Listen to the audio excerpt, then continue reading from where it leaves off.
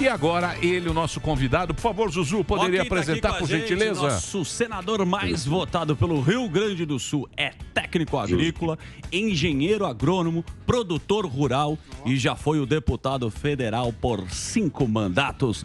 Luiz Carlos Renzi. Vai lá, garoto. Tudo bem? Bueno, Zuckerman. Prazer falar com vocês, Zurita e time todo de vocês. Prazer. Estamos aqui, né? Você está aí na CPI, ô senador? Como é que está o andamento da CPI aí? Saí para falar com vocês. Agora temos o Roberto, que está fazendo seu depoimento, né? E aquela CPI, daquela forma que vocês já estão acompanhando, infelizmente não é o que nós precisávamos. O Brasil hoje tem tantas demandas. E tem um fato específico que disse no primeiro dia da CPI, quando estava o ex-ministro Mandetta, que é uma CPI política, um objetivo da eleição do ano que vem. Então, tem candidatos de oposição de vários partidos que hoje são contra o presidente Bolsonaro. Então, o fato, desde o início até agora, o objetivo deles é eleições de 2022, né? Não tratam do combate à pandemia, do vírus, das vacinas, dos tratamentos que são necessários, e o foco é achar alguma coisa que possa criminalizar o presidente ou a sua equipe. Muito bem. Ô senador, você acha que o grande público ele está comprando essa CPI? Você acha que o grande público ele está aceitando ou ele está vendo como essa questão de ser tudo uma questão política para 2022? É uma questão política, agora, infelizmente, o governo se comunica muito mal, não tem comunicação, então falta esse esclarecimento. Eu vi a Kalina falar sobre as vacinas aplicadas, eu vi ontem, foi mostrado para mim pelo senador Roberto Rocha, o Flávio Dino, opositor ao presidente Bolsonaro, capitaliza para ele é que está vacinando a população do Maranhão. Cada município faz campanha direto, o Arraial da Vacinação, por exemplo. E quem está levando a vacina é ele, né? Os prefeitos, não tem nada a ver com o governo federal. As vacinas todas no Brasil inteiro, essas 144 milhões de doses, vêm do governo federal, recurso do governo federal. Então, ele se comunica muito mal, não explica o que está fazendo, o que já comprou, por exemplo, e o que já vacinou. Então, quem vacina são os prefeitos, municípios, em todo o país. Então, esses dados, infelizmente, falta de comunicação do governo federal. Comunica muito mal. Ô, governador, mas se o senhor me permitir agora, eu queria botar o pitaco. Senador, desculpa, senador. Isso aí também, o Bolsonaro lá no início, ele comprou aquela ideia do tratamento, da cloroquina, tal, não sei o que, ele errou lá atrás. Arriscou. E ele arriscou aquele tratamento, ele botou a ficha naquele negócio e agora... Os prefeitos, o governador, a gente vê isso aí mesmo, prefeito, ele agradece ao governador ou ao prefeito a vacinação e o Bolsonaro, ele acaba, mas isso aí foi uma estratégia que não funcionou muito bem nessa politização da pandemia. Zurita, eu apresentei uma série de notas do próprio Palácio, falas do presidente. Ele tinha, sim, a questão do tratamento precoce, mas também, né, as falas dele, ele nunca foi contra a vacina. Houve uma guerra com o Dória, especificamente em São Paulo. O Dória tem vacina, Bolsonaro não tem vacina, porque Dória também é um pré-candidato. E essas narrativas todas, quando o pessoal na CPI apresenta falas do Bolsonaro, ele tem 5 minutos de fala, ele pensa 20 segundos e usa aquilo que o Bolsonaro disse isso, combateu a vacina. Então, essas falas todas, eu procurei desconstituir, apresentando todas as narrativas e apresentei a CPI. Desde o primeiro dia, em março, lá, abril, maio, todas as falas que houveram, falas do governo, mas comunicando muito mal também sobre essa versão. E passava a versão de que era contra a vacina e a favor do tratamento. Eu sou a favor do tratamento e a favor da vacina. Nós trabalhamos essas duas vertentes, vacina e também o tratamento. Exatamente, mas isso aí é o que todo mundo fez. Eu, por exemplo, eu tive Covid. Eu fiz o tratamento e me vacinei. Todo mundo, eu acredito que quando teve o Covid, procurou um médico. Tem alguns médicos que fazem um tratamento, ivermectina, essa coisa toda, como é que chama, corticoide e tal. Fez os exames e toma a vacina, mas ficou essa briga. Um era, a vacina não precisa, ou não sei o quê. Aí ficou essa briga que a população, ela ficou perdida. Agora, sei lá, agora 2022 que vai decidir aí quem fez melhor aí esse momento difícil que a gente passou. É isso? É isso. Zurita, deixa eu explicar para vocês. Diga lá. Esse fato começou com um dos maiores virologistas do mundo, Didier Raoult, na França. O instituto dele é Marselha. Quando ele disse que combatia a gripe com cloroquina, é o que tinha naquele momento, além da ivermectina e outros, né? Então, ele patrocinava essa ideia. Na sequência, o Trump falou isso nos Estados Unidos, estavam em eleições nos Estados Unidos. A guerra começou com a turma do Biden contra o Trump. Na sequência, dias depois, o Bolsonaro fala isso aqui. Então, começou aí também uma guerra ideológica e política, não só econômica, como comercial. Então, essa guerra começou com Didier Raoult, Trump e, na sequência, Bolsonaro. Quem é contra o Trump, o caso do Biden, usou essa narrativa do Trump e começou a dizer que o tratamento não funcionava. Depois o Brasil, a mesma coisa. Quem é contra o Bolsonaro é contra esse tratamento. Então ficou uma guerra ideológica, política e também econômica. Porque esse mercado das vacinas é um mercado bilionário. Bilionário, são bilhões de dólares e tem muito interesse por trás disso. Eu concordo com o senhor, senador, mas eu acho que é o seguinte, tudo bem, a gente sabe que político ele quer o poder, ele está pensando nas próximas eleições, mas aí mexeu com a vida de muita gente, né? Quantas pessoas queridas a gente perdeu, você conhece tanta gente que foi embora, que morreu, eu achei... Sei lá, eu acho que nesse momento não devia nem pensar em eleição, se a gente tivesse mesmo. Isso aí é uma coisa que deixou todo mundo, toda a população, o político perdeu muito ponto nessa pandemia. E não digo só aqui no Brasil, não. Eu acho que foi no mundo inteiro que o político entrou aí nessa briga com morte, né? Isso. Eu acho que político perdeu muito ponto nessa pandemia tentando resolver na base do populismo. E do curandeirismo. O que eu trabalhei especificamente foi tratamento e vacina. As duas coisas que nós estamos trabalhando fortemente. Ajudar os hospitais, por exemplo, hospitais filantrópicos. Quando eu comecei no meu estado, hoje em todo o Brasil, precisavam de kit de intubação, precisavam de máscara, precisavam de oxigênio, precisavam de recursos para suas políticas. Eu foquei isso desde o início. Então, assim a gente tem trabalhado e para a gente tentar acertar vacinas, tratamento e ajuda aos hospitais. Hospitais filantrópicos hoje são 1.824 no Brasil, que tem recurso e atende 70% do SUS no Brasil. Então, esses merecem atenção. Não são os particulares ou os hospitais públicos, mas sim os hospitais filantrópicos que fazem um grande trabalho. Eu foquei no meu projeto sempre o tratamento, os hospitais e, logicamente, as vacinas. Você acha que o Bolsonaro, você que falou que a comunicação dele não foi bem, depois que o Lula apareceu, a gente viu o Bolsonaro colocar a máscara, dar um outro discurso. Você acha que depois dessa CPI, como estratégia, o Bolsonaro vai mudar o discurso dele? Porque ele continua falando algumas coisas, né? Sobre as vacinas, ele tem uma posição bem clara e não é só no cercadinho que ele fala, né? Quando tem as lives, ele tem uma posição. Pela CPI ou pelo pensamento dele, você acha que ele vai mudar? Nós colocamos numa reunião com os parlamentares que fizemos agora segunda-feira, ele tem que mudar o discurso, ele tem que se comunicar. Vocês, meios de comunicação, têm que ajudar, porque ele precisa ajudar. Hoje pela manhã conversamos também esse assunto com o setor de comunicação do governo. Precisa fazer essa comunicação com a sociedade e tem que mudar o discurso. A favor da vacinação, ele tem que batalhar nessa linha, entendeu? Nós propusemos a ele que faça isso. Agora é um cara difícil, é uma pessoa complicada. Eu estou com o Bolsonaro há 22 anos e meio, fomos deputados por 5 mandatos juntos, conheço ele, tem o estilo dele que é difícil de mudar, mas o recado foi dado a ele que ele mude o discurso, né, em cima da vacinação. Senador, você comentou do Didier, eu não sei se você acompanhou as consequências do trabalho dele, que foi fraudado, ele voltou atrás, inclusive ele está sendo respondendo, está como réu lá no CRM da França. E ele republicou o trabalho falando que a hidroxicloroquina, na análise dele, não tem significância. Esse trabalho você pode achar ou entrar em contato aqui, eu te mando. Agora, eu vi no dia do Mandetta, você foi um defensor do tratamento precoce, citando uma cidade pequena chamada Rancho Queimado, que fica no Rio Grande do Sul, e ela tem... Santa Catarina, desculpa, que tem 2.800 habitantes, falando que eles tiveram, né? Eles tinham só 2 óbitos, pelo menos até o dia 21/6, onde eu achei uma matéria. E aí, tem cidades próximas, Leoberto Leal, também com 3 mil habitantes e 2 mortes. Tem Angelina, que é uma cidade de 5 mil habitantes quase, e teve só um óbito. E eles não adotaram, assim. Eu queria saber, assim, qual a sua conclusão que o tratamento precoce de rancho queimado foi um sucesso, já que várias outras similares, sem tratamento, tiveram resultados iguais. Eu vou te dar um exemplo de Porto Feliz, São Paulo, ok? Usaram Serrana, o dia que o Dimas Covas veio na CPI, usou Serrana como exemplo, que tinham vacinado toda a população de Serrana. A letalidade de Serrana era próximo de 2.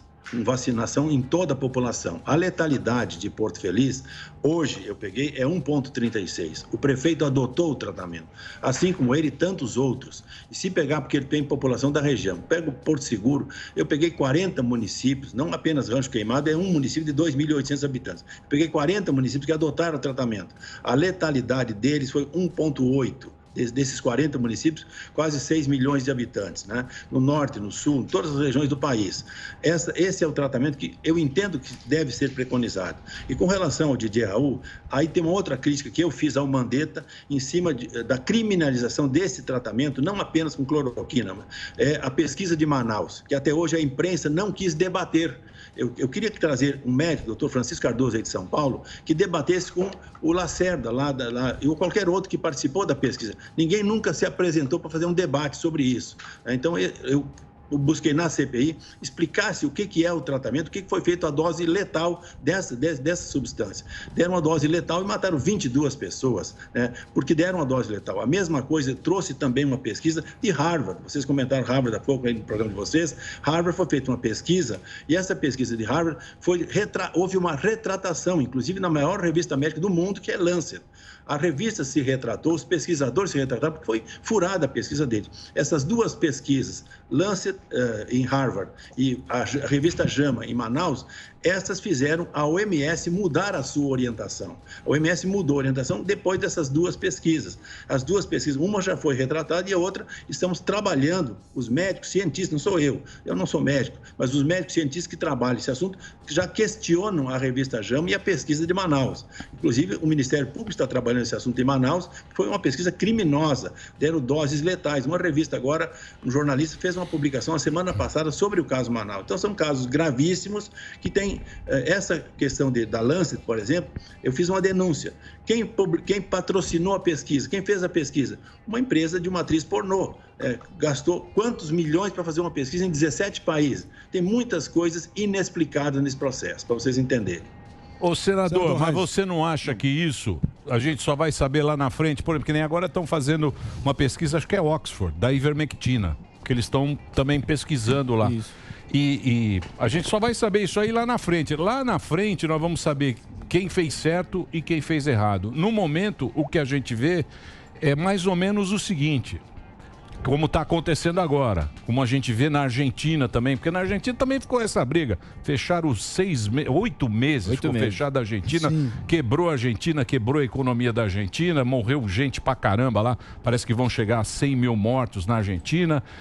E a gente acabou vendo que era uma coisa, não fechar tudo, usar máscara, distanciamento. No final, a gente acabou protegendo a economia e protegendo, mas com essa briga política. E não vamos chegar a lugar nenhum. E não chegamos a lugar nenhum, tanto é que nós estamos discutindo agora cloroquina, cara. Que é um negócio de 2020. É um negócio lá do começo. Sim. Tá essa discussão agora pra quê? Pra ganhar voto pra presidência, cacete. Esse aqui é o negócio. Virou um palanque essa história. Eu defendi desde o início, Zurita, o tratamento e a vacinação. Tanto que nós trabalhamos hoje, só para vocês entenderem, não sei se o governo comunica mal, quero dizer, o Ministério da Ciência e Tecnologia tem 16 vacinas em andamento, com várias universidades brasileiras, 3 bem adiantadas. Uma é na USP, aí em Ribeirão Preto, a outra é no Instituto de Cardiologia em São Paulo e a outra é na Universidade Federal de Minas Gerais. Essas 3 vacinas estão adiantadas. Entendo que em 5, 6 meses nós possamos ter vacinas brasileiras. Trabalhamos também, eu trabalho, com 16 grandes laboratórios do Brasil que querem fabricar vacinas. Fora o acordo que o governo brasileiro tem com o Butantan, fora o acordo que o governo brasileiro tem com a Fiocruz, só no Butantan e na Fiocruz, no Butantan é 8 bilhões e 600 que o governo tem contrato desse ano, e no Fiocruz é 7 bilhões e meio. Então, veja, o governo investe, isso infelizmente ele não comunica, para fabricar as vacinas que a Fiocruz e que o Butantan estão fazendo, chinesas e belgas, inglesas, né, as vacinas. E esses laboratórios nossos, 16 laboratórios, nós estamos trabalhando para que eles possam produzir vacinas brasileiras também. Isso é um grande mercado que no mundo entrou, né, e agora a gente trabalha, eu tenho trabalhado essa questão com alguns outros senadores nos laboratórios brasileiros que querem fabricar vacina e com essas universidades que estão fabricando vacinas, cientistas brasileiros, que vão seguramente descobrir essas vacinas, que já estão trabalhando com próprios medicamentos também. Cientistas brasileiros já têm tem remédios hoje que estão trabalhando com relação ao tratamento já de pessoas entubadas. Então, essa é a evolução da ciência. Por isso que eu digo, não tem que ter médico de esquerda, cientista de esquerda ou cientista ou médico de direita. Todos temos que entrar na mesma direção. Então, mas infelizmente, é o que aconteceu. Mas a política entrou aí e acabou acontecendo isso. Mesmo com as pessoas... Hoje em dia, por exemplo, o cara quer escolher vacina.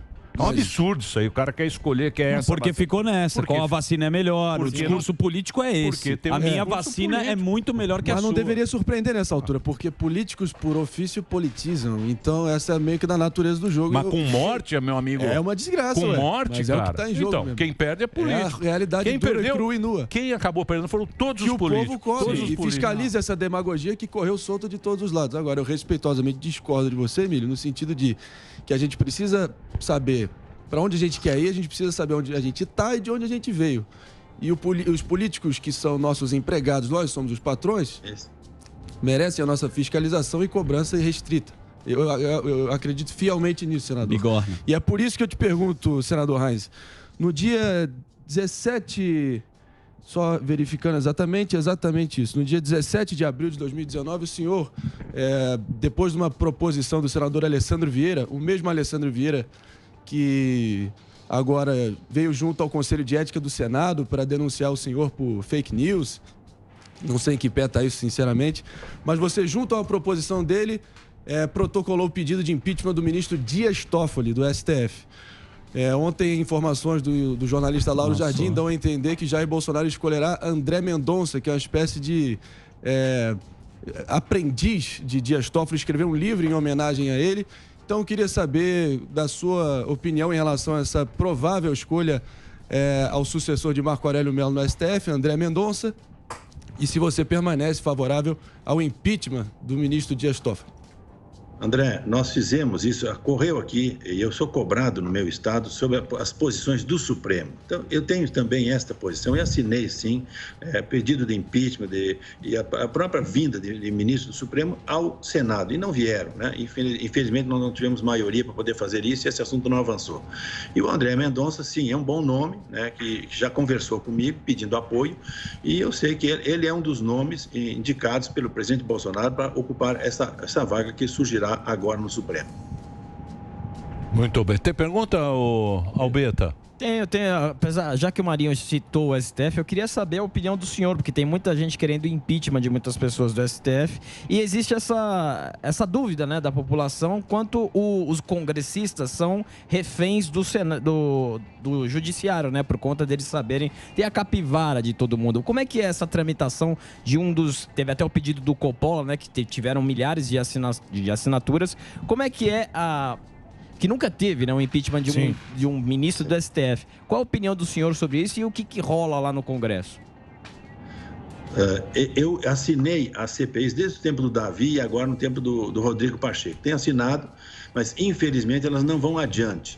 Quando foi o caso da CPI, que houveram 33 assinaturas e eu não assinei, né, foram ao Supremo e o Supremo deu. Agora, infelizmente, os casos de CPI ou de convocação, né, ou de afastamento, nós não tivemos maioria e esse assunto não andou no Senado. Aí sim, um colega de vocês falou sobre a pressão que é exercida sobre os parlamentares. Eu não me nego a assinar, não tenho problema, não tenho rabo preso e faço o enfrentamento. Faço isso consoante com o que meus eleitores querem no meu estado.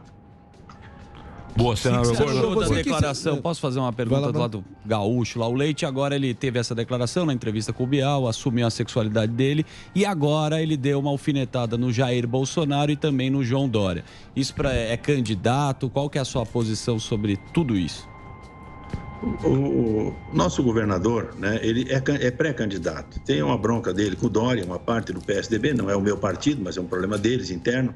Eu sei que ele quer disputar com o Dória a eleição. Dória é um candidato do PSDB e o Eduardo Leite também é um candidato com apoio de alguns membros do PSDB, pelo que eu sei. Que é pré-candidato a presidente da República. E o senhor vem como governador pelo Rio Grande do Sul, não? Interrogação. Meu Deus, interrogação. Estou trabalhando. Boa, senador. Sim, senador liso. Isso, não. Tá boa, senador. Liso de O Oliveira. que você acha do ministro Onyx Lorenzoni, também postulante ao mesmo cargo? O que você acha da atuação dele como possível adversário?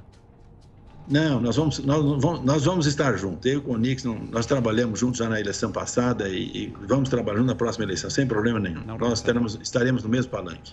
Tô me sentindo no Roda Viva aqui. Boa, senador. Perguntas pinga-fogo. Senador, ele é bom, responde rápido. Agora, então, mais uma pergunta curta também, senador. Você acha que o Bolsonaro sai maior ou menor dessa CPI? Da forma que está hoje, ele está perdendo apoio, né? Porque a narrativa que estão fazendo na CPI prejudica o presidente. Ele tem que reverter esse fato mostrando o que está fazendo. Dessas 16 vacinas, por exemplo, muito pouco tem comunicação, que é o governo brasileiro bancando universidades com capital do governo. Da mesma forma, a própria vacinação, a forma que está sendo feita, nós mostramos essa semana alguns casos de governadores aproveitando essa vacina dele como se fosse deles, né, governadores. É o caso do Flávio Dino e outros tantos que têm usado. Então, ele tem que comunicar melhor. Comunicando, fazendo o pessoal entender, e vocês são os meios de comunicação, as emissoras de rádio, jornal, televisão, tem que ter essa forma de comunicar o que o governo está fazendo. Ele tem que comunicar isso dessa forma, não apenas nas redes sociais. Fazendo isso, o pessoal entenderá o que ele está fazendo. Não sei não, viu, senador? Se o senhor pegar a história, a gente tem que olhar lá, né? O Trump foi o cara que bancou a vacina. Sim. O Trump comprou. Financiou. O fisco americano desenhou a logística. Comprou a vacina, perdeu. Netanyahu perdeu. Eu acho que o cara que não fez bem aí esse meio de campo da pandemia, difícil, hein? Difícil. Acho que o Barba vem aí, hein? Vamos ver se você deu um sorrisinho ou não. O Barba. Acho que Barba vem. Vamos ter que companheiro. E se bobear, nós vamos ter que devolver o dinheiro pro Barba, hein? Com juros, correção monetária e tudo mais, hein, senador? Se prepara, hein? Prepara o bolso aí. É uma vergonha o Supremo brasileiro, uma condenação não apenas do Lula, né? E outros tantos que foram condenados por um juiz, Sérgio Moro, Curitiba, houve o TRF4 lá no Rio Grande do Sul, que condenou as mesmas pessoas, houve o STJ e daqui a pouco o Supremo liberta. Ele e outros. É uma vergonha, nós lamentamos essa posição. Ok, é candidato, é um pré-candidato hoje também, que está aí disputando o seu espaço, entendeu? E não é um candidato fácil de bater, a gente entende a popularidade do Lula. Mas o que eu vejo também é o seguinte, a corrupção... Imagina Renan Calheiros falando em corrupção nesse instante. Renan Calheiros e outros tantos aqui na CPI. A gente tem falado agora, vamos trazer a Petrobras, vamos trazer os fundos de pensão, vamos trazer o BNDES, vamos trazer as empreiteiras. Esse assunto virá à tona, sim, né? Porque é um escândalo. Vocês acompanharam tudo, viram o que aconteceu no governo. Eu fui deputado com o Fernando Henrique, fui deputado com o Lula, com Dilma, com o Michel, e estou vendo um governo diferente nesses 2 anos e meio de Bolsonaro. Mesmo com toda a truculência dele, a forma dele, mas é um governo diferente, sério, que tem procurado pautar as necessidades do nosso país. Falando em corrupção, senador, a CPI ouviu o ex-diretor de logística do Ministério da Saúde, Roberto Ferreira Dias, que teria cobrado propina por $1 a dose da vacina. Qual a sua avaliação sobre essa denúncia e também em relação ao Ricardo Barros, líder do governo Bolsonaro, se ele tem a previsão de estar na CPI finalmente?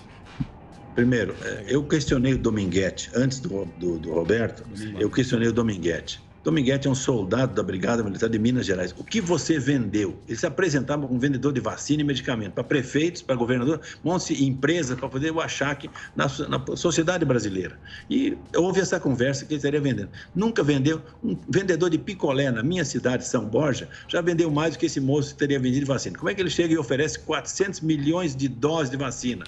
Se a AstraZeneca fabricou 600 milhões de doses no mundo. Como é que ele teria... Então, a conversa dele era para fazer isso e diz que teria dado propina. Aí envolve também uma gravação que ele aprendeu do Luiz Miranda. Então, é uma sacanagem que estão fazendo aqui, narrativas que tem feito esse grupo do chamado G7 na CPI, sempre acham fatos, entendeu? Acho um absurdo que ele estivesse tratando com um escalão, né, que esse Roberto, hoje ele está desmentindo isso, porque ele não falou sobre essa questão, recebeu uma proposta e que não era ele que decidia. Ok, falou com a pessoa errada, mas ok. E disse a ele, por que você não deu voz de prisão? Você é um soldado da Brigada Militar, é um cabo. Ah, porque tinha um coronel. Você e o coronel tinham que ter dado voz de prisão se o cara pedir $1. Tudo são narrativas que são feitas nesse instante, tentando criminalizar alguém, mas infelizmente não tem nada. E nós não somos contra Ricardo Barros, Onyx Lorenzoni, qualquer ministro, qualquer deputado. O Ricardo mesmo já pediu no Supremo que ele quer fazer o esclarecimento. Que esclareça. Ele tem que fazer o esclarecimento dele. Seguramente ele vai contar a sua versão sobre o fato que estão enrolando, não querendo que ele vá depor na CPI. Ele já se apresentou semana passada, já tem requerimento de convocação semana passada, agora estão deixando o assunto correr. Mas aí é eles que decidem, é o Omar Aziz, o Renan, enfim, é o grupo que comanda a CPI, eles têm 7 votos, nós temos 4, e eles vão levando como querem. Ô, senador, o que o senhor acha dessa questão aí que está sendo muito levantada do voto impresso, né? Muita gente fala que o voto impresso é gasto à toa, mas a gente vê que quando são outras questões, gastar dinheiro público aí, a turma não está nem aí, né? Então, queria saber a opinião do senhor do voto impresso e como que anda por aí a conversa a respeito disso. Está sendo discutido na Câmara dos Deputados, seguramente esse assunto vai passar, eu trabalho nessa direção, nós temos que ter essa possibilidade de auditar o voto.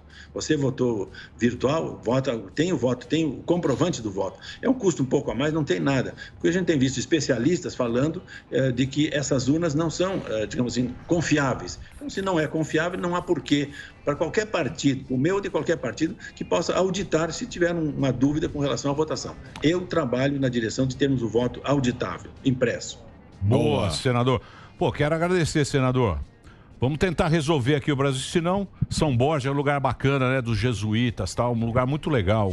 Tem um patrimônio histórico bacana São Borja e tá ali na divisa com a Argentina. Se não der certo aqui, a gente invade a Argentina e arruma lá, certo, senador? Contamos com você. Temos uma opção. Se não der certo no Brasil, a gente tem ali a Argentina, já está com o pé na Argentina, senador. Obrigado pelo seu tempo. Hã? Zurita, a Argentina está muito pior que o Brasil. Tá difícil lá. Na letalidade, eles fizeram aquele isolamento lá, fecharam, e a letalidade deles é quase 5%. A nossa é 2,8%, com toda a nossa dificuldade, entendeu? A situação deles é muito pior hoje na Argentina. Mas ok, estamos trabalhando com os irmãos argentinos também. E é um baita país, né, senador? Povo bacana, um baita país. Você é vizinho ali, né? Estamos juntos lá. Eu trabalhei numa ponte, a primeira concessão público-privada da América Latina é a ponte São Borja-São Tomé. Quando eu fui prefeito, 93 a 96, como diz o argentino, sacamos la puente. E a ponte termina agora a concessão, foi inaugurada em 97 e agora termina a concessão de 25 anos. A primeira obra público-privada da América Latina foi a ponte São Borja-São Tomé. Então convivi muito com os argentinos e convivo com eles até hoje. É isso aí. E a gente aqui do programa, muito fã aí dos gaúchos e tal. Sim, um povo muito bacana. Tem o maior respeito aí por vocês. Obrigado, viu, senador, pelo papo aqui, pela conversa. Obrigado aí pelo papo e boa sorte aí nos seus trabalhos aí em Brasília. E olha pro povo aí, que o povo tá precisando. Tamo juntos, Zurita. Valeu, um abração. Muito bem, um abraço. Um abraço.